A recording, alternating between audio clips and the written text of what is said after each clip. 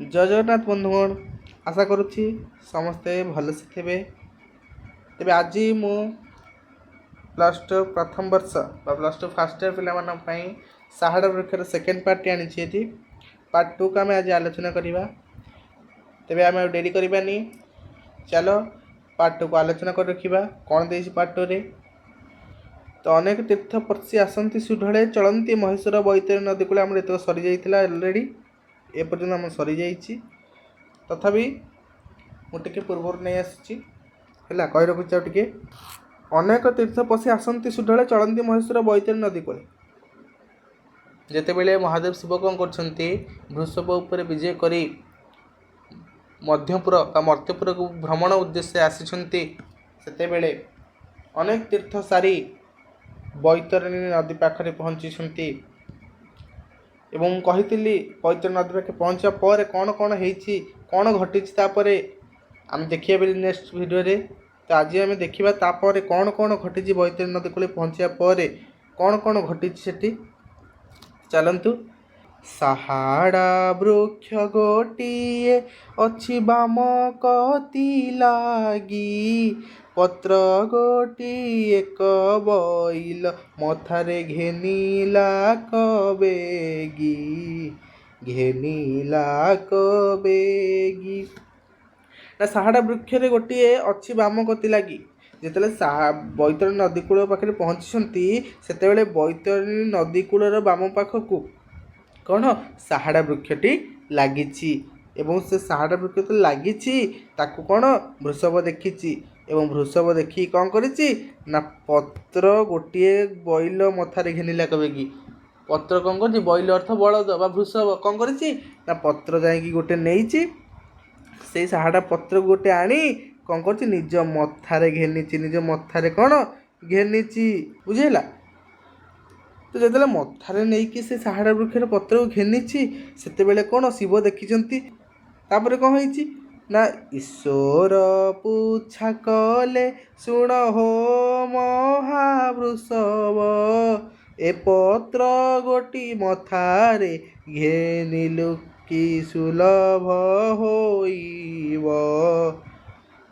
ना कौन कहले ना ईश्वर कहले एते वृषभ साहाड़ा प्रकार पत्र को नहीं निज मथारे घेनी निज मथारे लगे से वृषभ को महादेव पचार ईश्वर अर्थ महादेव पुछुंट पुछ अर्थ कौन पचार पुछा अर्थ पचार महादेव पचारुंटे जे हे महावृषभ हे वृषभ जे एपत्र गोटी मथारे घेनिलु कि सुलभ होइब जे ए जो साहाड़ा वृक्षर पत्र को आनी मथारे तू लगेलु मथारे तू घेनिलु जे तथे कि लाभ हम कि सुलभ कि उपकार तते मिल से वृषभ कौन उत्तर दौची देख वृषभ बोइला देव बामे जेबे साहाड़ा वृक्ष थाई पत्र गोटिए सिरे घेनिले अमृत जोगाड़ पाई जोगाड़ पाई।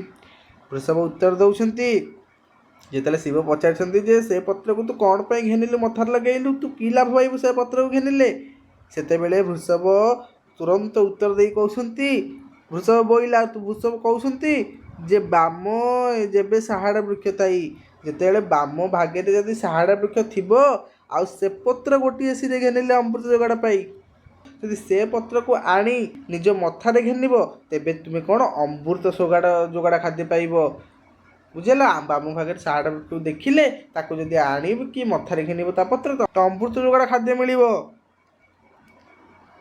तो तापर कौन है खाली एति कहनी खुशी जाइए आउरी कौन कही ना डाहाण भागे जेबे बयर वृक्ष थाई तहिरु पत्र गोटिए घेनिले शत्रु खेय जाई शत्रु खेय जाई। से खाली साहाड़ा वृक्ष कथा कही रही जाइनी आहरी पुणी वृक्ष कथा कही ना पुणी आउ कौ वृक्ष कथा कही बाम पटे साहाड़ा वृक्ष थे सीना अमृत जोगाड़ खाद्य मिले खाली से नुहे डाहाण भागरे जदि बयर वृक्ष थी बरकोली गछ थी बयर अर्थ बरकोली गछ थी तेबे कौन हम से पत्र तहिंरु पत्र गोटे घेनिले शत्रुक्षय जाई से बरकोली पत्रटी को आणिकी जदि मथारे लगेइब कौन हम ना शत्रु क्षय जीवे तुम जिते शत्रु थे ता कौन क्षय पलैबे शत्रु क्षय हो बुझेला। तो तापर कौन देइछि आगरे से तो दूब देखिले मथारे घेनी तोली अनेक दोष खेय जाए शुणी माँ कपाड़ी शुणी माँ कपाड़ी पुणी कही खाली साहाड़ा वृक्ष बरकोली वृक्ष कथा कही रही जाइनी आउरी पुणी कौन कही ना आगरे जदि श्वेत दूब देखिब शिव को गोटी गोटी कर वृषभ बुझे कहूँ ना आगर जदि श्वेत दूब देखिब आगर जदि धड़ा दूब देखिब तेबे कौन हम और से ही धड़ा दूब को आनी जदि मथारे घेनिब मथारे लगेइब तेबे अनेक दोष क्षय जाए शुणिमा कपाली तेबे तुम कपाल तुम शिर जिते सब दोष थी देशे जिते सब त्रुटि थी तुमर से समस्त दोष पाप भार क्षय हो तुमर समस्त दोष कौन कटिज बाधा बंधन मुक्त हो बुझेला। तापर कौन देला तुलसी वृक्ष जेबे देखिब पछकती लेउटी मथाएण घेनिम हादे झड़ीला पत्र गोटी झड़ीला पत्र गोटी ना पुणी कहूँ ना तुलसी वृक्ष जे साहाड़ा वृक्ष को तो कले बाम भागे देखिले से पत्र को आनिले मथर लगे कौन हम अमृत जोड़ा खाद्य मिल डाहाण भागे यदि बरकोली गछ को देखा से गचर पत्र आनी घेनिले कौन हम आमर समस्त शत्रु क्षय जीवे एवं जदि आगरे श्वेत दूब देखिया से पत्र आनी मथारे घेनिया तेबे कौन हम आमर समस्त दोष क्षय हो खाली एतिक नुहे जदि तुलसी वृक्ष आमे लेउटिकी पछकटी देखिया पछकती लेउटी अथ जदि आमे जाउथिबा पछकु लेउटिकी देखिबा गोटे तुलसी वृक्ष को एवं से तुलसी वृक्षर झड़ीला पत्र से झड़ीला पत्र को आमे आनी मथारे घेनिबा तेबे कहब ज्ञाने अज्ञानेन जेतेक पाप अछि तक्षणे सकल पात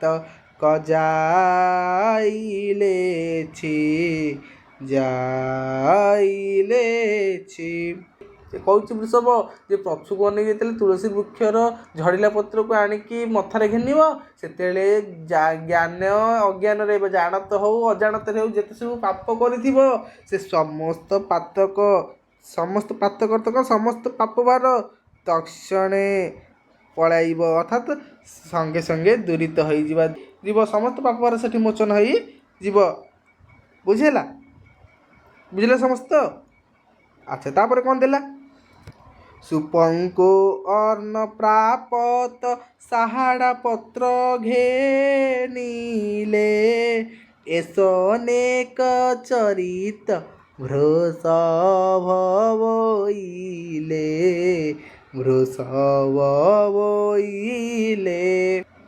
सुपंको तो कौन सुपंको तो सुपक्व बा उत्तम सिद्ध उत्तम खाद्य कहले चले तो सी कहले सुपंको अन्न प्रसाद साहाड़ा पत्र घेनिले साहाड़ा पत्र को घेनिले साहाड़ा पत्र को आनी मथारे लगेइले सुपंको उत्तम खाद्य मिल उत्तम अन्न प्राप्ति हेब एसनेक चरित वृषभ बोले ए सबू कथा एसनेक तो कौन यही कथा कौन वृषभ महादेव को कहते तो बुझेगा एमती सबू प्रकार कथा को वृषभ गोटी गोटी कर कहते साहाड़ा वृक्ष महिमा को शिव महादेव आगे चरितार्थ कर साहाड़ा वृक्ष महिमा को महादेव आगे कहते से महादेव कहले ना कौन कहले ना भोजन पापत होई साहाड़ा पत्रे क घेनिले আজি পরীক্ষিক জানিমা সদানন্দে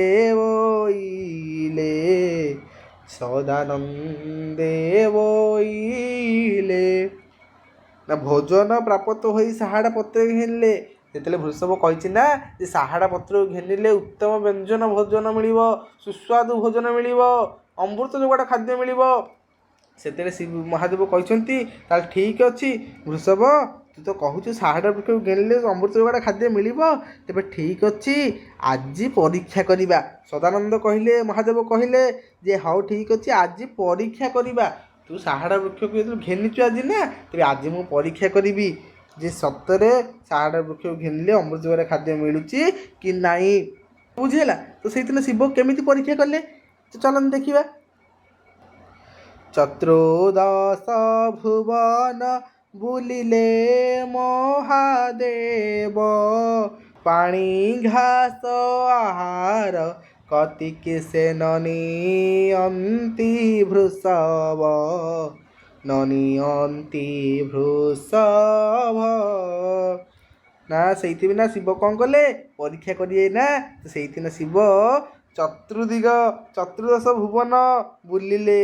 ସେଇ ବୃଷଭ ଉପରେ ବସିକି ଚତୁର୍ଦଶ ଭବନକୁ କ'ଣ ପରିଭ୍ରମଣ କଲେ, ଖାଲି ଭ୍ରମଣ କରି ଚାଲିଲେ, ବୁଲି ଚାଲିଲେ। ପାଣି ଘାସ ଆହାର କତିକି ସେନ ନିଅନ୍ତି ବୃଷଭ, ଏବଂ ପାଣି ପାଖକୁ ବୃଷଭକୁ ନିଅନ୍ତିନି, କାଳେ ପାଣି ପିଇଦେବ। ପାଣି ପିଇ ଦେଇ କହିବ ଯେ ନାଇଁ ମୁଁ ଆଜି ଅମୃତ ଯୋଗାଡ଼ ଆଜି ପାଣି ଆଜି ପିଇଲି କି ମିଠା ପାଣି ଆଜି ପିଇଲି, ସୂର୍ଯ୍ୟଙ୍କର ଆଜି କ'ଣ କୃପା ଅଛି ମୋ ପାଖେ, କାଳେ କହିଦେବ। ସେଇଦିନ ପାଣି ପାଖକୁ ନେଲେନି, ଘାସ ପାଖକୁ ନେଲେନି, କାଳେ ଘାସ ଖାଇ କହିବ ଯାହା ହଉ ମୁଁ ଆଜି ଭଲ ଖାଦ୍ୟ ଖାଇଲି, ଖାଇକି ପୁଣି ସୂର୍ଯ୍ୟଙ୍କର ପ୍ରଶଂସା କରିବ ନା ନାଇଁ କରତାରଙ୍କର କୃପା ହେଲା ବୋଲି। ସେଇଦିନ କୌଣସି ପାଣି ଘାସ ଆହାର କତିକି ଅର୍ଥ ପାଖକୁ ବୃଷଭକୁ ନେଲେ ନାହିଁ, କୌଣସି ଖାଇବା ଜିନିଷ ତାକୁ ଟୋଟାଲ ଦେଲେ ନାହିଁ। କିଏ ନା ଶିବ କ'ଣ କଲେ ପରୀକ୍ଷା କରିବେ ନା, ସେଇଥିପାଇଁ ନା କିଛି ଦେଲେନି ଖାଇବାକୁ, ବୃଷଭକୁ କିଛି ଦେଲେନି କି ଖାଇବା ପାଖକୁ ହିଁ ନେଲେନି। ତ ତାପରେ କ'ଣ ଦେଲା, ମନ ଭରି ବୃଷଭକୁ ସେ ବୁଲାନ୍ତି ଉପବାସେ, ଗିରି ଅରଣ୍ୟ ବୁଲନ୍ତି କ୍ଷେପନ୍ତି ଆକାଶେ, କ୍ଷେପନ୍ତି ଆକାଶେ। ସେଇଥିପାଇଁ ନା ମନ ଭରି ବୁଲନ୍ତି, ସେ ବୃଷଭ ଉପରେ ବସିକି ମନ ଭରି ବୁଲନ୍ତି ଏବଂ ବୃଷଭକୁ ଉପବାସ ରଖିଦିଅନ୍ତି। ତ ଖାଇବାକୁ କିଛି ଦିଅନ୍ତିନି, ପିଇବାକୁ କିଛି ଦିଅନ୍ତିନି, ବୃଷଭକୁ ଉପବାସ ରଖି ଜାଣି ଶୁଣିକି ପରୀକ୍ଷା କରିବେ ବୋଲି ବୃଷଭକୁ ଗିରି ଜଙ୍ଗଲ କାନନ ଆକାଶ ସବୁଆଡ଼େ ବୁଲି ପକାନ୍ତି, ଏ ଚତୁର୍ଦିଗ ଭୁବନକୁ ବୁଲି ପକାନ୍ତି, କିନ୍ତୁ ତିଳେ ହେଲେ ମାତ୍ର କ'ଣ ବୃଷଭକୁ ଆହାର ଟିକେ ଦିଅନ୍ତିନି, ତୃଷା ମେଣ୍ଟିବା ପାଇଁ ପାଣି ବି ଟିକେ ଦିଅନ୍ତିନି, ବୃଷଭକୁ ସେଇଦିନ ଉପବାସ ରଖିଦିଅନ୍ତି। ବୁଝିହେଲା? ତାପରେ କ'ଣ ଦେଲା, ବାହୁଡ଼ନ୍ତି କପିଳାସେ ବିଜେ କଲେ ଆଦିତ୍ୟର ଅସ୍ତେ, କପିଳାସ ନିକଟେ ବିଜୟ ପଞ୍ଚୁବକ୍ତ୍ର ତ୍ରିନେତ୍ରେ, ପଞ୍ଚୁବକ୍ତ୍ର ତ୍ରିନେତ୍ରେ।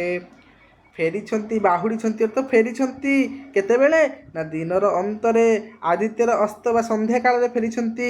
କପିଳାସ ନିକଟେ ବିଜୟ ପଞ୍ଚୁବକ୍ତ୍ର ତ୍ରିନେତ୍ରେ, ପଞ୍ଚୁବକ୍ତ୍ର ଅର୍ଥ କ'ଣ, ପାଞ୍ଚଟି ନୟନ, ପଞ୍ଚମୁଖୀ ମହାଦେବ ଯାହାକୁ ଆମେ କହୁଛେ, ତ୍ରିନେତ୍ର ଅର୍ଥ ତିନୋଟି ନେତ୍ର, ତ୍ରିନେତ୍ର ଯାହାକୁ ଆମେ କହୁଛେ କିଏ ନା ଶିବ। ସେଇ ଶିବ କ'ଣ କଲେ ନା ମହାଦେବ କ'ଣ କଲେ ନା କପିଳାସ ନିଜ ବାସସ୍ଥାନକୁ ଫେରିଲେ।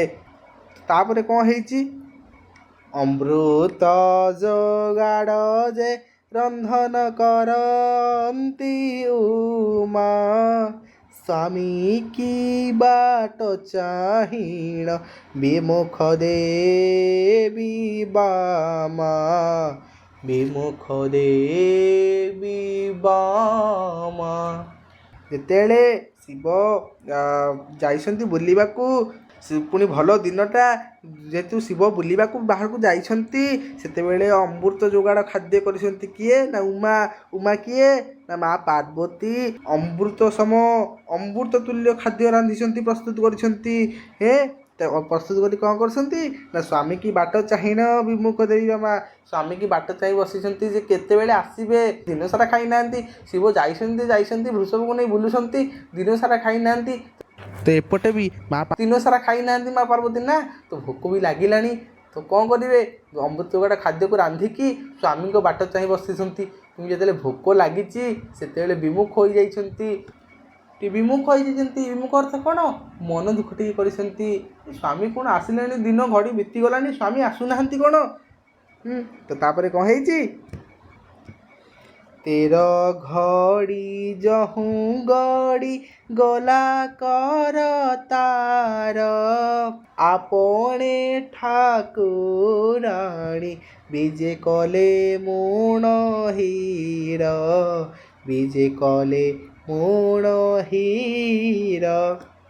ଯେତେବେଳେ 13 ଘଡ଼ି ବିତି ଯାଇଛି, ଆମେ କହୁଛେ ନା 12 ଘଡ଼ିର ତ ଦିନ କହୁଛେ, 13 ଘଡ଼ି ବିତିଗଲେ ଅର୍ଥ କ'ଣ? ସନ୍ଧ୍ୟା ହେଇଯାଇଛି, ଦିନ ବିତି ଯାଇଛି, ଦିନ ସରିଯାଇଛି। ଗଡ଼ିଗଲା କରତାର, କରତାର ଅର୍ଥ କ'ଣ? ସୂର୍ଯ୍ୟ ଯେତେବେଳେ ଗଡ଼ି ଯାଇଛନ୍ତି, ପଶ୍ଚିମର ସେ ଦିଗ୍ବଳୟ ଭିତରେ ଲୁଚି ଯାଇଛନ୍ତି, ସେ ପଶ୍ଚିମର ଦିଗ୍ବଳୟରେ ହଜି ଯାଇଛନ୍ତି, ସୂର୍ଯ୍ୟଦେବ ଗଡ଼ି ଯାଇଛନ୍ତି ପଶ୍ଚିମକୁ, ଅସ୍ତ ହୋଇ ଆସିଛନ୍ତି। ତ ସେତେବେଳେ କ'ଣ? ଆପणे ଠାକୁରାଣୀ ବିଜେ କଲେ ମୋଣ ହୀର। ଯେତେବେଳେ ସ୍ୱାମୀକି ବାଟ ଚାହିଁ ବସିଛନ୍ତି, କେବେ ଆସିବେ ସ୍ୱାମୀ? କାହିଁକିନା ଭୋକ ଲାଗିଲାଣି ନା, ଦିନ ସାରା ଖାଇନାହାନ୍ତି ମା ପାର୍ବତୀ, କ'ଣ କରିବେ? ସ୍ୱାମୀ ଯେତେବେଳେ ବାଟ ଚାହିଁ ବସିଛନ୍ତି, ସ୍ୱାମୀ ଆସିବା ବିଳମ୍ବ କରିଛନ୍ତି। ଯେତେବେଳେ ବେଶୀ ଭୋକ ଲାଗିବାରୁ ମା ପାର୍ବତୀଙ୍କୁ କହିଲେ, ଆପणे ଠାକୁରାଣୀ ବିଜେ କଲେ ମୋଣ ହୀନ। ଆପणे ଅର୍ଥ ନିଜେ, ମା ଠାକୁରାଣୀ ମା ପାର୍ବତୀ ବିଜେ କଲେ ମୋଣ ହୀର କରିବା ପାଇଁ ବା ଖାଇବା ପାଇଁ ବିଜେ କଲେ, ଖାଇବା ପାଇଁ ବାହାରିଲେ।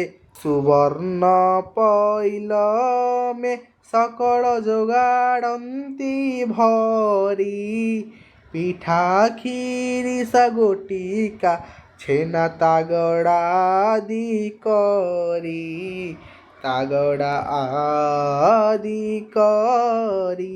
ଏବଂ ସେତେବେଳେ ଗଲେ ଖାଇବା ପାଇଁ ଯାଉଛନ୍ତି ମା ଠାକୁରାଣୀ, ସେତେବେଳେ ସୁବର୍ଣ୍ଣ ପଇଲମେ, ସୁବର୍ଣ୍ଣ ପାତ୍ରରେ ସକଳ ଯୋଗାଡ଼ନ୍ତି ଭରି, ସବୁ କିଛି କି ଯାହା ସବୁ ରାନ୍ଧିଥିଲେ ସେ ଅମୃତ ତୁଲ୍ୟ ଖାଦ୍ୟକୁ ସେଇଥିରେ ରଖନ୍ତି ସୁବର୍ଣ୍ଣ ପାତ୍ରରେ। ତେବେ କ'ଣ କ'ଣ ରାନ୍ଧିଥିଲେ? ନା ପିଠା କ୍ଷୀରିସା ଗୋଟିକା ଛେନା ତାଗଡ଼ା ଆଦି ସବୁ କରି, ପିଠା ହେଉ, କ୍ଷୀରିସା ହେଉ, ଗୋଟିକା ହେଉ, ଛେନା ହେଉ, ତାଗଡ଼ା ହେଉ, ଆଦି ସବୁ କିଛି ପ୍ରକାର ଯେଉଁ ଅମୃତ ତୁଲ୍ୟ ଖାଦ୍ୟ ସେଇ ସୁବର୍ଣ୍ଣ ପଇଲମେ କ'ଣ ବାଢ଼ି ଦିଅନ୍ତି, ସୁବର୍ଣ୍ଣ ପଇଲମେ ଭରି କରି ଦିଅନ୍ତି। ଏବଂ କ'ଣ କରନ୍ତି? ସୁବର୍ଣ୍ଣ କୋପରାରେ ସମସ୍ତ ପୁରୋଇ, ଦେବେ ପିତ୍ରେ ଅନ୍ନ ପାଣି ଦେଇ, ତୁଣ୍ଡେ ପଞ୍ଚ ଗୁଣ୍ଡିଲାଇ, ତୁଣ୍ଡେ ପଞ୍ଚ ଗୁଣ୍ଡିଲାଇ। ଏବଂ ତାକୁ ସବୁ ନେଇକି ସୁବର୍ଣ୍ଣ କୋପରାରେ, ସୁବର୍ଣ୍ଣ କୋପରା ତ ସୁନାର ବା ରତ୍ନର କୋପରାରେ, କୋପରା ଅର୍ଥ କ'ଣ? ଚଟକା ପାତ୍ର ବିଶେଷ, ଚଟକା ପାତ୍ର ବିଶେଷ ହେଲା ସେ ସୁବର୍ଣ୍ଣ କୋପରାରେ କ'ଣ କଲେ? ସମସ୍ତକୁ ପୁରେଇଲେ, ସେ ଯେଉଁ ଅମୃତ ତୁଲ୍ୟ ଖାଦ୍ୟକୁ ସବୁକୁ ପୁରେଇଲେ। ଏବଂ କ'ଣ କଲେ ପୁରେଇକି? ନା ଦେବ ପିତ୍ରେ ଅନ୍ନ ପାଣି ଦେଇ, ତୁଣ୍ଡେ ପଞ୍ଚ ଗୁଣ୍ଡିଲାଇ, ଏବଂ ତାକୁ ଦେଇକି ଦେବତାଙ୍କୁ କ'ଣ ସମର୍ପଣ କଲେ ସେଇ ଖାଦ୍ୟକୁ। ପିତୃଲୋକ, ପିତ୍ରେ ଅର୍ଥ ପିତୃଲୋକ, ତାଙ୍କ ପୂର୍ବପୁରୁଷମାନଙ୍କୁ ସମର୍ପଣ କଲେ। ଆମର ଅଛି ନା, ହିନ୍ଦୁ ଧର୍ମର ପରମ୍ପରା ଅଛି ନା, ଯେ କ'ଣ ଆମେ ଯେତେବେଳେ ଖାଇବାକୁ ବସୁ ସେତେବେଳେ କ'ଣ ଭଗବାନଙ୍କୁ ଟିକେ ସମର୍ପଣ କରୁ, ପିତୃଲୋକଙ୍କୁ ଟିକେ ସମର୍ପଣ କରୁ, ପୂର୍ବପୁରୁଷମାନଙ୍କୁ ଟିକେ ସମର୍ପଣ କରୁ ନା ନାହିଁ? ତ ସେଇଥିପାଇଁ ନା ମା ପାର୍ବତୀ ମଧ୍ୟ ଖାଇବାକୁ ଯେତେବେଳେ ବସିଲେ ଏବଂ ଖାଇବାକୁ ବସିବା ବେଳେ ଦେବତାଙ୍କୁ ଟିକେ ସମର୍ପଣ କଲେ, ପିତ୍ରେ ଅନ୍ନ, ପିତୃଲୋକ ବା ପୂର୍ବପୁରୁଷଙ୍କୁ ଟିକେ ସମର୍ପଣ କଲେ। ଅନ୍ନ ପାଣି ଦେଇ ତୁଣ୍ଡେ ପଞ୍ଚଗୁଣ୍ଡିଲାଇ, ଅର୍ଥାତ୍ ଅନ୍ନ ପାଣି ଅର୍ଥ କ'ଣ? ସେଇ ଯେଉଁ ତାଙ୍କୁ ଟିକେ ସମର୍ପଣ କରି ଏବଂ ପାଣି ଦେଇ ବା ଚଳୁ କରି କ'ଣ କଲେ? ତୁଣ୍ଡେ ପଞ୍ଚଗୁଣ୍ଡିଲାଇ, ନିଜର ତୁଣ୍ଡକୁ ଟିକେ ଦେଲେ ବା ଆହାର କରିବା ଆରମ୍ଭ କଲେ। କିଏ? ମା ପାର୍ବତୀ ଆହାର କରିବା ଆରମ୍ଭ କଲେ, ଖାଇବାକୁ ଆରମ୍ଭ କଲେ। ତାପରେ କ'ଣ ହେଲା? ପାଣି ଆଧାର କରି ତିନି ଗୁଣ୍ଡିକୁ ଭୁଞ୍ଜି, ଏସନେକ ସମୟ ଡମ୍ବରୁ ଡିବି ଡିବି ବାଜି, ଡମ୍ବରୁ ଡିବି ଡିବି ବାଜି। ପାଣି ଆଧାର କରି ତିନି ଗୁଣ୍ଡି ଭୁଜି, ଯେତେବେଳେ ପାଣିକୁ ଆଧାର କରିବେ ତ ଚଳୁ କରିସାରିଲା ପରେ ନିଜେ ଖାଇଛନ୍ତି, ଭୋଜନ କରିଛନ୍ତି ମା ପାର୍ବତୀ, ସମସ୍ତଙ୍କୁ ସମର୍ପଣ କରିବା ପରେ ନିଜେ ଖାଇଛନ୍ତି। ଏବଂ କେତେ ଗୁଣ୍ଡା ଖାଇଛନ୍ତି? 3 ଗୁଣ୍ଡା ଖାଇଛନ୍ତି। ସେ ଖାଇ ଖାଇ ଖାଇ ଖାଇ 3 କଳ ମାତ୍ର ଖାଇଛନ୍ତି, 3 ଗୁଣ୍ଡା ଖାଇଛନ୍ତି କି ନାହିଁ? ସେତେବେଳେ କ'ଣ ହେଇଛି? ନା ଏସନେକ ସମୟ ଡମ୍ବରୁ ଡିବି ଡିବି ବାଜି, ଯେତେବେଳେ 3 ଗୁଣ୍ଡା ଖାଇଛନ୍ତି ସେଇ ସମୟରେ କ'ଣ ଡମ୍ବରୁର ଡିବି ଡିବି ଶବ୍ଦ ନାଦ ହୋଇଛି। ଡମ୍ବରୁର ଡିବି ଡିବି ଶବ୍ଦ ବାଜିଛି। ପଡ଼ିବ ଯେ ଡମ୍ବରୁର ଡିବି ଡିବି ଶବ୍ଦ ବାଜିବା ସମୟରେ ମା ପାର୍ବତୀ କେତେ ଗୁଣ୍ଡା ଖାଇଥିଲେ ବା କେତେ ଗୁଣ୍ଡା ଭୁଞ୍ଜିଥିଲେ? 3 ଗୁଣ୍ଡା। ବୁଝିହେଲା? ତାପରେ କ'ଣ ହେଲା ଚାଲନ୍ତୁ ଦେଖିବା। ଶୁଣିଣ ଗୋସାମଣି ଯେ ବିଷାଦ ହୋଇଲେ, କେମନ୍ତ କରିବି ମୁହିଁ ଈଶ୍ୱରେ ବିଜେ କଲେ, ଈଶ୍ୱରେ ବିଜେ କଲେ। କେମନ୍ତେ କରିବି ମୁହିଁ ଈଶ୍ୱର ବିଜେ କଲେ। ଯେତେବେଳେ ଖାଇବାକୁ ବସିଛନ୍ତି ଖାଇଛନ୍ତି ଡମ୍ବରୁ ଡିବି ଡିବି ନାଦ ବାଜିଛି ଏବଂ ସେଇ ଡମ୍ବରୁ ଡିବି ଡିବି ନାଦ ଯେତେବେଳେ ପ୍ରକମ୍ପିତ ହୋଇଛି ବାଜି ଉଠିଛି ସେତେବେଳେ ମା ପାର୍ବତୀ ଭାବିଛନ୍ତି ଯେ କ'ଣ ହେଲା କେମନ୍ତେ କରିବି ମୁହିଁ ଈଶ୍ୱର ବିଜେ କଲେ, ଯେ ମୁଁ ଏବେ କ'ଣ କରିବି? ଈଶ୍ୱର ଆସିଲେଣି, ଈଶ୍ୱର ବା ମହାଦେବ ଆସିଲେଣି। ଶୁଣିନ ଗୋସାମଣି ଯେ ବିଷାଦ ହୋଇଲେ। ଯେତେବେଳେ ଡମ୍ବରୁ ଖାଇବାକୁ ବସିଛନ୍ତି ମା ପାର୍ବତୀ ଡମ୍ବରୁ ଡିବି ଡିବି ଶବ୍ଦ ଶୁଣିଛନ୍ତି ସେତେବେଳେ ବିଷାଦ ହୋଇ ଉଠିଛନ୍ତି, ଦୁଃଖ କରିଯାଇଛନ୍ତି। କ'ଣ ହେଇଛି ତାପରେ ନା ସଙ୍କୋଚେଣ ମୁଣ ହିଁ ଛାଡ଼ି ଉଠିଲେ ବେଗେ ହୋଇ, ବୃଷଭ ଗୁଆଣିରେ ଲୁଚାଇଲେ ନେଇ। ତ ଯେତେବେଳେ ଈଶ୍ୱର ଆସିଲେ ମୁଣୋଇ କରୁଛନ୍ତି ମା ପାର୍ବତୀ ଖାଇବାକୁ ବସିଛନ୍ତି ତ ସେତେବେଳେ କ'ଣ କଲେ? ସଙ୍କୋଚ ହେଲେ, ଲାଜେଇ ଗଲେ। କାହିଁକି ଲାଜେଇ ଗଲେ? ନା ଆମର ହିନ୍ଦୁ ଧର୍ମରେ ପ୍ରମାଣ ଅଛି ନା, ହିନ୍ଦୁ ଶାସ୍ତ୍ରରେ ଗୋଟେ କଥା ଅଛି ନା ଯେ ସ୍ୱାମୀ ନ ଖାଇଲା ପର୍ଯ୍ୟନ୍ତ ସ୍ତ୍ରୀ ଖାଇବ ନାହିଁ। ଯେ ସ୍ୱାମୀଙ୍କୁ ଖାଇବାକୁ ଦେଲା ପରେ ହିଁ ସ୍ତ୍ରୀ କ'ଣ ଭୁଞ୍ଜନ୍ତି ବା ଭୋଗ କରନ୍ତି ବା ଖାଇବାକୁ ବସନ୍ତି, ସ୍ୱାମୀଙ୍କୁ ନ ଦେଲା ଯାଏ ଖାଆନ୍ତିନି। ତ ସେଇଭଳି ଭାବରେ ଯେହେତୁ ମା ପାର୍ବତୀ କ'ଣ ସ୍ୱାମୀଙ୍କୁ ନ ଦେଇକି ଖାଇ ଦେଇଛନ୍ତି, ଭୋକ ବିକଳ ଲାଗିଛି, ସ୍ୱାମୀ କୁଆଡ଼େ ବୁଲିବାକୁ ଯାଇଛନ୍ତି ସନ୍ଧ୍ୟା ହେଲେ ଆସିନାହାନ୍ତି, ବାଟ ଚାହିଁ ଯେତେବେଳେ ତାଙ୍କୁ ଭୋକ ଲାଗିଛି, ଭୋକକୁ ସହ୍ୟ କରିପାରିନାହାନ୍ତି, ଆଉ ନିଜର ଭୋକକୁ ନିଜ କଣ୍ଟ୍ରୋଲରେ କରିପାରିନାହାନ୍ତି, ସେତେବେଳେ କ'ଣ ହେଇଛି ଯାଇଛନ୍ତି ଖାଇବାକୁ ବିଜେ କରିଛନ୍ତି। ଯେତେବେଳେ ଖାଇବାକୁ ବିଜେ କରିଛନ୍ତି ସେତେବେଳେ କ'ଣ ଡିବି ଡିବି ଶବ୍ଦ ଶୁଭିଛି ଡମ୍ବରୁର। ସିଏ କହିଛନ୍ତି କ'ଣ ସ୍ୱାମୀ ଆସିଲେ ଯେ ମୁଁ ଏବେ କ'ଣ କରିବି?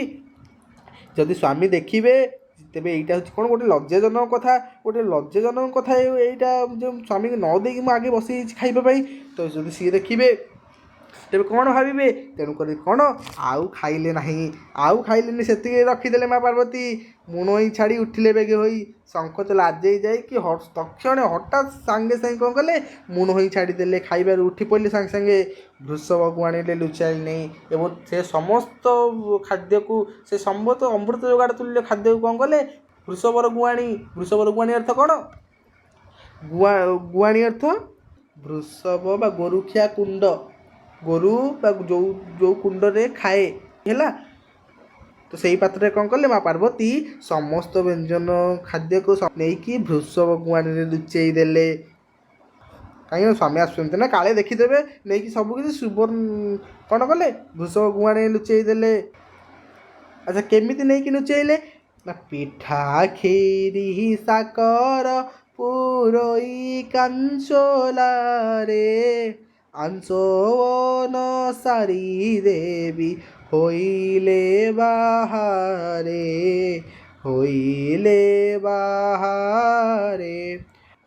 ତ ଯେତେବେଳେ ପିଠା କ୍ଷୀରି ସାକର ଯାହା କିଛି ବି ସବୁ ବାଢ଼ିଥିଲେ ଖାଇବା ପାଇଁ ତାକୁ କ'ଣ କଲେ?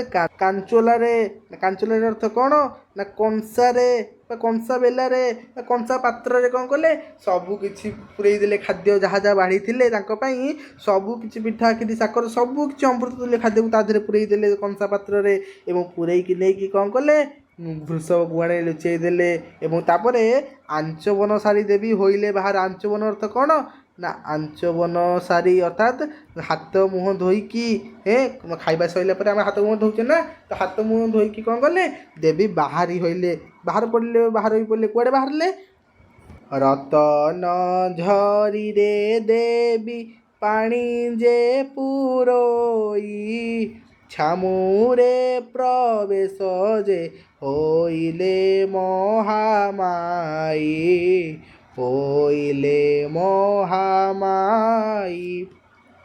ଯେତେବେଳେ କ'ଣ ହେଇଛି, ଯେହେତୁ ତାଙ୍କୁ ମୁଁ ନ ଦେଇକି ଆଗୁଆ ଖାଇ ଦେଇଛି, ସେ କ'ଣ ଭାବିବେ? ସେ ସତେଣୁ ସବୁ କିଛି ନେଇକି ଭୃଷଭ ଗୁହାଣରେ ଲୁଚେଇ ଦେଇଛନ୍ତି। ହାତ ଗୋଡ଼ ହାତ ମୁହଁକୁ ଧୋଇ ଦେଇକି ଆସିଛନ୍ତି ଏବଂ ରତ୍ନ ଝରିରେ ଦେବୀ ପାଣି ଯେ ପୁରାଇ, ରତ୍ନର ଝରିରେ ରତ୍ନର ପାତ୍ରରେ ଦେବୀ କ'ଣ ପାଣି ପୁରେଇଲେ ଏବଂ ଛାମୁରେ ପ୍ରବେଶ ଯେ ହୋଇଲେ ମହାମାୟୀ।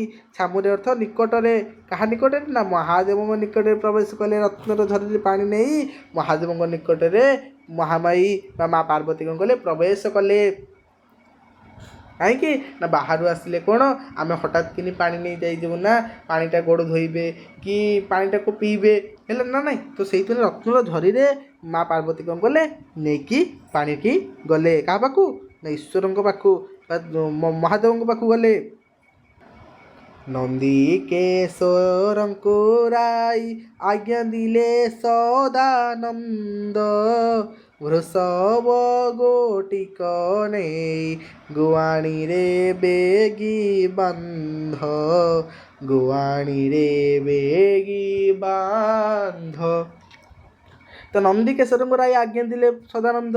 ଯେତେବେଳେ ମହାଦେବ ପହଞ୍ଚି ଯାଇଛନ୍ତି ବୃଷଭକୁ ନେଇକି, ସେତେବେଳେ ନନ୍ଦିକେଶ୍ୱରଙ୍କୁ ରାଇ ନନ୍ଦିକେଶ୍ୱରଙ୍କୁ ଡାକିଲେ, ନନ୍ଦୀକି ଡାକିଲେ ଏବଂ ରାଇ ଅର୍ଥ ଡାକିବା, ନନ୍ଦୀକି ଡାକିଲେ ଏବଂ ଡାକି କ'ଣ କହିଲେ? ଆଜ୍ଞା ଦେଲେ। ନା କ'ଣ ଆଜ୍ଞା ଦେଲେ? ନା ସଦାନନ୍ଦ ବା ଶିବ ଆଜ୍ଞା ଦେଲେ ଯେ ବୃଷଭ ଗୋଟିକ ନେଇ ଗୁଆଣୀରେ ବେଗେ ବାନ୍ଧ। ଏ ଯେଉଁ ବୃଷଭକୁ, ଏ ବୃଷଭ ଗୋଟିକୁ ନେଇକି ଗୁଆଣୀରେ ତାକୁ ବାନ୍ଧି ଦିଅ। ବାନ୍ଧି କ'ଣ କରିବ? ତାପରେ ଆଉ କ'ଣ କହିଲେ? ଯେ ଆଜ୍ଞା ପ୍ରମାଣେ ନନ୍ଦିକେଶ୍ୱର ଗଲା, ଯତନ କରି ତାକୁ ଖମ୍ବରେ ନେଇ ବାନ୍ଧିଲା, ନେଇ ବାନ୍ଧିଲା। ଆଜ୍ଞା ପାଇଁ ଈଶ୍ୱରଙ୍କର ମହାଦେବଙ୍କର ଆଜ୍ଞାକୁ ପାଇକି ନନ୍ଦିକେଶ୍ୱର ଗଲା।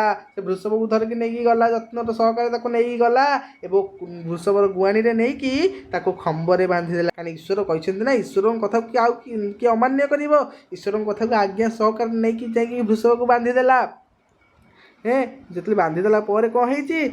ଈଶ୍ୱରେ ଆଜ୍ଞା ଦିଲେ ନନ୍ଦିକେଶ୍ୱରକୁ ରାଇ, ଖଡ଼ ଆହାର ଘାସ ପାଣି କିଛି ଅନ୍ନ ନ ଦେବୁଟି ବଇଲଇ, ଦେବୁଟି ବଇଲଇ।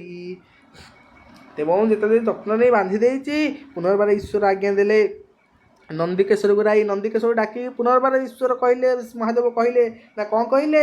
ନା ହେ ନନ୍ଦୀ, ଖଡ଼ ଆହାର ଘାସ ପାଣି କିଛି ଅନ୍ନ ନ ଦେବୁ ବଇଲଇ।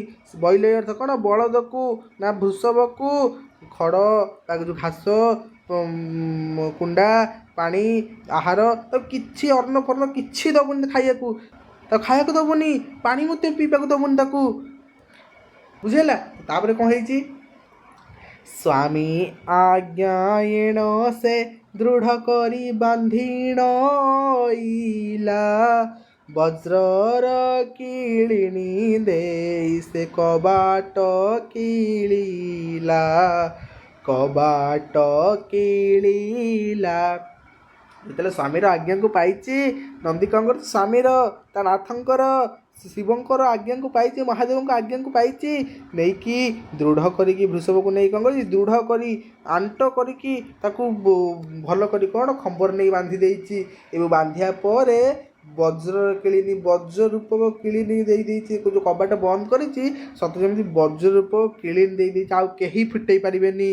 ବଜ୍ର ରୂପକ କିଳିନି ଦେଇଦେଲା। ବୃଷଭକୁ ଖାଇବା ପିଇବାକୁ କିଛି ଦେଲାନି, ନେଇକି ଏକାଥରେ କ'ଣ ଭିଡ଼ିକି ଏକାଥରେ ଜୋରସେ କ'ଣ ଖମ୍ବରେ ନେଇକି ବାନ୍ଧିଦେଲା। ସେ ବୃଷଭ ତ ଖାଇନି, ତ କ'ଣ କରିବ? ବୃଷଭ ବି ଭୋକରେ ମଧ୍ୟ ପେଟ ତାଙ୍କର ଆଉଟ ପାଉଟ ହେଲାଣି। ତ ତାପରେ କ'ଣ ଦେଲା? ବୃଷଭ ବିଚାରଇ ମୋତେ ଈଶ୍ୱର କସିଲେ, କର ତାର ନାଥ ଏହା କିମ୍ପାଇଁ ନ ବିଚାରିଲେ, ନ ବିଚାରିଲେ। ଯେତେବେଳେ ଈଶ୍ୱରଙ୍କୁ କ'ଣ କରିଛନ୍ତି? ନନ୍ଦିକେଶ୍ୱରଙ୍କୁ କହିକି ବୃଷଭକୁ ବାନ୍ଧି ଦେଇଛନ୍ତି, ଖାଇବା ପିଇବାକୁ କିଛି ଦେଇନାହାନ୍ତି। ବଜ୍ରର କିଳିନୀ ସଦୃଶ ତାକୁ ବନ୍ଦ କରି ରଖିଛନ୍ତି ଯେ କୁଆଡ଼େ ବି ଯାଇପାରିବନି ବୋଲି। ସେ ଖାଇବା ପିଇ କିଛି ଦେଇନାହାନ୍ତି। ସକାଳରୁ ରାତି ପାହିଗଲାଣି ନା, ତ ସନ୍ଧ୍ୟା ହେଇଗଲାଣି, ପରେ ହେଇଗଲାଣି। ବୃଷଭ ଭୋକରେ ପେଟଟା ଆଉଟୁ ପାଉଟୁ ହେଇଛି। ସେଇଥିପାଇଁ ନା ବୃଷଭ ଭାବୁଛନ୍ତି, ବିଚାରନ୍ତି। ବୃଷଭ କହୁଛନ୍ତି, ବିଚାର କରନ୍ତି। କ'ଣ କହୁଛନ୍ତି ନା, ମୋତେ ଈଶ୍ୱର କଷିଲେ। ଈଶ୍ୱର ଅର୍ଥ କ'ଣ? ମହାଦେବ ମୋତେ ଆଜି କଷିଲେ, ମୋତେ ଆଜି ପରୀକ୍ଷା କଲେ। କରତାରନାଥ ଏହା କିମ୍ପାଇଁ ନ ବିଚାରିଲେ? କରତାରନାଥ, ହେ ସୂର୍ଯ୍ୟନାଥ, ହେ ସୂର୍ଯ୍ୟ ସ୍ୱାମୀ, ମୁଁ ଯେଉଁ ଆଜି କହିଲି ସେ ସାହାଡ଼ ବୃକ୍ଷ ମଥାରେ ଘେନିଲେ ସୁସ୍ୱାଦୁ ଭୋଜନ ମିଳିବ, ସୂର୍ଯ୍ୟଙ୍କର କୃପା ହେବ ବୋଲି। ତେବେ କ'ଣ କରତାରନାଥ ଯେ କାହିଁକି ଏମିତି କଲେ? ସୂର୍ଯ୍ୟଙ୍କୁ କହୁଛନ୍ତି କେମିତି ଭାବରେ ବୃଷଭ। ଖାଲି ଏତିକି ନୁହଁ, ଆଉ କ'ଣ କହୁଛନ୍ତି?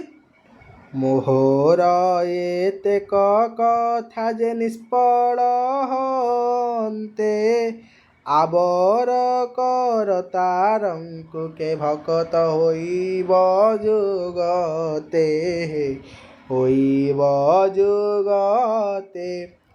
ବୃଷଭ କହୁଛନ୍ତି ଯେ କ'ଣ ପାଇଁ ଏମିତି କରତାର କଲେ? ଯେ ମୁଁ ଯେଉଁ କହିଲି ସାହାଡ଼ ବୃକ୍ଷକୁ ଘେନିଲେ ମଥାରେ ସୁସ୍ୱାଦୁ ଭୋଜନ ମିଳିବ, କାହିଁ ମୋତେ ମିଳିଲାନି? ମୁଁ ଆଜି ସନ୍ଧ୍ୟା ହେଲାନି, ଭୋକରେ ଆଉଟୁ ପାଉଟୁଛି, କିଛି ଖାଇ ଦେଇନାହାନ୍ତି, ମୋତେ ଈଶ୍ୱର କଷୁଛନ୍ତି। ତେବେ କ'ଣ ପାଇଁ ଦେବ କରତାରନାଥ ସୂର୍ଯ୍ୟଦେବ ଟିକେ ବିଚାର କଲେନି? ବିଚାରକୁ ଆଣିଲେନି?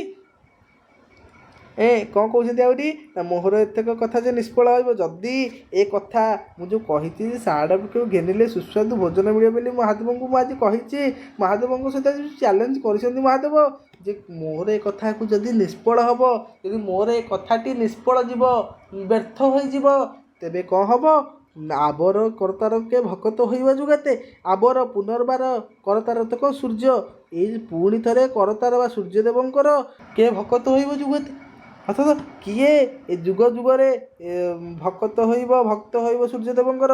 ଯଦି ମୋର କଥାଟି, ବୃଷଭ କହୁଛି, ଯଦି ମୋର କଥାଟି ଆଜି ବ୍ୟର୍ଥ ଯିବ, ଯେ ମୁଁ ଶିବଙ୍କୁ ଯେଉଁ ମହାଦେବଙ୍କୁ ଆଜି ଯେଉଁ କହିଛି ଯେ ସାହାଡ଼ ବୃକ୍ଷକୁ କେଲେ ସୁସ୍ୱାଦୁ ଭୋଜନ ମିଳିବ, ଅମୃତ ତୁଲ୍ୟ ଭୋଜନ ମିଳିବ ବୋଲି, ସେ କଥାଟି ଆଜି ଯଦି ମୋର ବ୍ୟର୍ଥ ଯିବ, ତାହେଲେ କରତାରଙ୍କର ଏଇ ପୁଣି ଥରେ କରତାରଙ୍କର ସୂର୍ଯ୍ୟଦେବଙ୍କର ଆଉ ଯୁଗ ଯୁଗରେ କିଏ ଭକ୍ତ ରହିବ?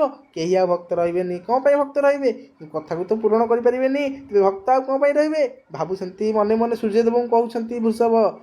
ଖାଇନାହାନ୍ତି ନା, ତ କହୁଛନ୍ତି। ତ ତାପରେ କ'ଣ ହେଲା? ନିଶତେଣ ବାସି ଖଡ଼ ନାଡ଼େ ଦିଅନ୍ତେ ସେ ତୁଣ୍ଡେ, ଦେଖିଲା ଅମୃତ ଯୋଗାଡ଼ ପୁରୀ ଅଛି ଭାଣ୍ଡେ, ପୁରୀ ଅଛି ଭାଣ୍ଡେ। ସେତେବେଳେ ଏଭଳି ଭାବରେ ସୂର୍ଯ୍ୟଙ୍କୁ କହୁଛି ଯେ ତା'ର ମନ କଥାକୁ, ତା'ର ସେ ଅକୁହା କଥାକୁ ଯେତେବେଳେ ସୂର୍ଯ୍ୟଦେବଙ୍କ ଆଗରେ ପରିପ୍ରକାଶ କରୁଛି, ଏବଂ ସୂର୍ଯ୍ୟଦେବଙ୍କୁ କହିବା ବେଳେ ଯେତେବେଳେ କ'ଣ ନିରାଶ ହୋଇଯାଇଛି, ଯେ ଭାବିଛି କ'ଣ ଆଉ କିଛି କରିହେବନି, ନିରାଶ ହୋଇଯାଇଛି, ଏବଂ ତାଙ୍କ ପାଖରୁ ମୁହଁ ଫେରାଇ ଆଣିକି କ'ଣ ହେଇଛି? ନିଶତେଣ ମୁହଁକୁ ଫେରାଇ ଆଣିକି କ'ଣ କରିଛନ୍ତି ନା, ବାସି ଖଡ଼ ନାଡ଼େ ଦିଅନ୍ତେ ସେ ତୁଣ୍ଡେ। କାଳେ କ'ଣ କୁଣ୍ଡା, କାଳେ ବାସି ଖାଦ୍ୟ ଥିବ, ବାସି ଘାସ ଥିବ, ତାକୁ ଟିକେ ଦେବେ ବୋଲି ଗୁଆଣୀ, ସେ ବୃଷଭ ଯେଉଁ ଖାଉଥିବା ଯେଉଁ କୁଣ୍ଡକୁ ମୁହଁ ଟିକେ ଆଣିଛନ୍ତି। ଯେତେବେଳେ ମୁହଁ ଆଣିଛନ୍ତି, ଦେଖିଛନ୍ତି କ'ଣ ଦେଖିଛନ୍ତି? ଦେଖିଲା ଅମୃତ ଯୋଗାଡ଼ ପୁରୀ ଅଛି ଭାଣ୍ଡେ, ଏବଂ ଦେଖିଛନ୍ତି ଯେ ସେ ଭାଣ୍ଡରେ, ଅର୍ଥାତ୍ ସେ ଯେଉଁ ପାତ୍ରରେ ଅମୃତ ଯୋଗାଡ଼ ଖାଦ୍ୟ ଅଛି, ଅମୃତ ତୁଲ୍ୟ ଖାଦ୍ୟ ଭରି ଅଛି।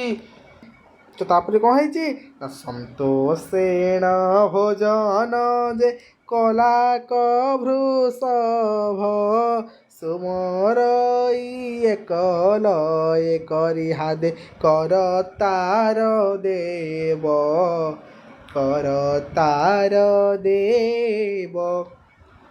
ଯେତେବେଳେ ଦେଖିଦେଇଛି ସେ ଭାଣ୍ଡରେ ଅମୃତ ତୁଲ୍ୟ ଖାଦ୍ୟରେ ପରିପୂର୍ଣ୍ଣ ହୋଇଛି, ସେ ଭାଣ୍ଡ ଆଜି ସେ ପାତ୍ର ଆଜି ଅମୃତ ତୁଲ୍ୟ ଖାଦ୍ୟରେ ଭରି ଯାଇଛି, ଏବଂ ସେଇଥିପାଇଁ ନା ସନ୍ତୋଷ ହୋଇଯାଇଛି, ଆନନ୍ଦ ହୋଇଯାଇଛି, ଏବଂ ଆନନ୍ଦରେ ଭୋଜନ କଲା। ବୃଷଭ କ'ଣ କରିଛି? ଆନନ୍ଦ ହୋଇକି ଭୋଜନ କରିଛି। ସକାଳ ଦିନସାରା ଖାଇନି ନା, ତ ସେଇଥିପାଇଁ ଆନନ୍ଦରେ ଖୁସି ହେଇକି, ଅତି ଖୁସି ହେଇକି ଭୋଜନ କରିଛି, ଖାଇ ପକାଇଛି। ଏବଂ ସୁମର ଏକଲୟ କରି ହାଦେ କରତାର ଦେବ, ଏବଂ ହୃଦୟର ସହକାରେ ସ୍ମରଣ କରୁଛି, ସୁମରଣା କରୁଛି। କାହାକୁ ନା, କରତାର ଦେବଙ୍କୁ, ସୂର୍ଯ୍ୟଦେବଙ୍କୁ ପ୍ରଶଂସା କରୁଛି, ସୂର୍ଯ୍ୟଦେବଙ୍କୁ ସୁମରଣା କରୁଛି ହୃଦୟର ସହ।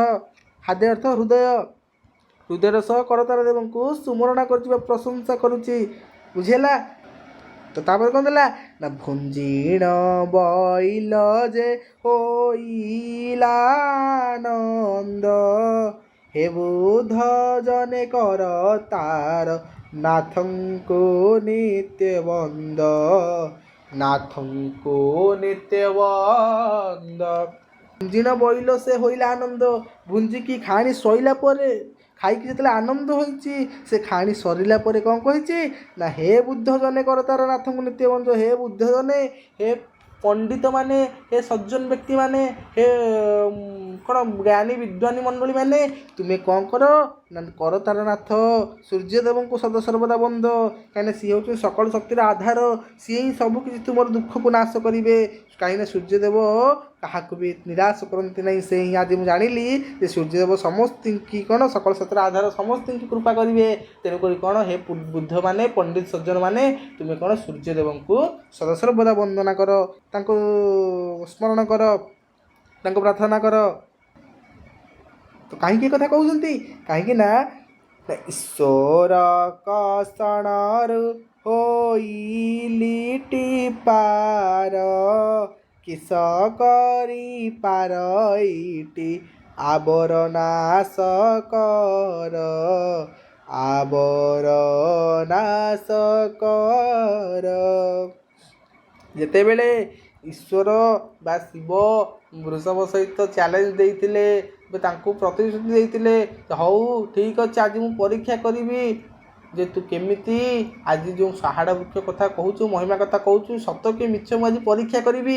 ଦେଖିବା ତୁ ତ ଆଜି ସାହାଡ଼ା ବୃକ୍ଷକୁ ମଥାରେ ଘେନିଛୁ, ତୁ ଆଜି ମୁଁ ତ ତୋର ମାଲିକ, ତେବେ ମୁଁ ତ ତୋତେ ଖାଇବାକୁ ଦେବିନି, ତୁ ଖାଇବୁନି, ମୁଁ ତ ଖାଇବାକୁ ଦେଲେ ତୁ ଖାଇବୁ, ତେବେ ତୁ ସାହାଡ଼ା ବୃକ୍ଷ ଘେନିକି ତୁ କେମିତି କହୁଛୁ ଉତ୍ତମ ଭୋଜନ ଖାଇବୁ, ସୁସ୍ୱାଦୁ ଭୋଜନକୁ ତୁ ଭୁଞ୍ଜିବୁ ବୋଲି। ତେବେ ହଉ ଠିକ୍ ଅଛି ଆଜି ମୁଁ ପରୀକ୍ଷା କରିବି, ତୋତେ ଆଉ ଭୋଜନ ପାଣି କିଛି ଦେବିନି, ଆଉ ମୁଁ ଆଜି ପରୀକ୍ଷା କରିବି, ଦେଖିବା ତୁ କେମିତି ଉତ୍ତମ ସେ ଅମୃତ ତୁଲ୍ୟ ଭୋଜନ ଖାଇପାରୁଛୁ। ଆଉ ତ ଯେତେବେଳେ ଏଇଭଳି ଭାବରେ ଚ୍ୟାଲେଞ୍ଜ ଦେଇଥିଲେ ଶିବ ଯେତେବେଳେ ବୃଷଭକୁ, ବୃଷଭ ଯେତେବେଳେ କ'ଣ ଖାଇ ଦେଇଛି ଶାନ୍ତିରେ ସେ ଅମୃତ ତୁଲ୍ୟ ଭୋଜନକୁ ସାରିଛି ବା ଭୁଞ୍ଜିଛି, ସେତେବେଳେ ଆନନ୍ଦ ହୋଇଯାଇଛି, ସୂର୍ଯ୍ୟଦେବଙ୍କୁ ପ୍ରଶଂସା ଜଣାଇଛି ଏବଂ ସମସ୍ତଙ୍କୁ କହିଛି ହେ ପଣ୍ଡିତ ସଜ୍ଜନମାନେ ତମେ ସୂର୍ଯ୍ୟଦେବଙ୍କୁ ସକଳ ଶକ୍ତିର ଆଧାର ସୂର୍ଯ୍ୟଦେବଙ୍କୁ ବନ୍ଦନା କର ସଦାସର୍ବଦା, ସେ ସମସ୍ତ ଦୁଃଖ ହରଣ କରିବେ। ଖାଲି ଏତିକି ନୁହଁ, କହିଛି ଓହୋ ଆଜି ଈଶ୍ୱର କଷଣରୁ ହୋଇଲିଟି ପାର।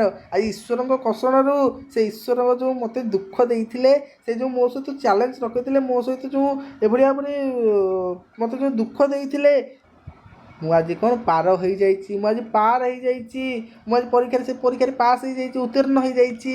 ସେ ଈଶ୍ୱରଙ୍କ କଷ୍ଟରୁ ମୁଁ ଆଜି ସଫଳ ହୋଇଯାଇଛି। ନା କ'ଣ କିସ କରିପାର ଏଠି ଆବର ନାଶ କର। ଯଦି ଆବର ନାଶ କର, ଆବର ଅର୍ଥ ପୁଣି ଥରେ, ନାଶ କର ଅର୍ଥ ଯିଏ ନାଶ କରେ ବା ଯମ, ଆମେ ଯାହାକୁ କହୁଛେ।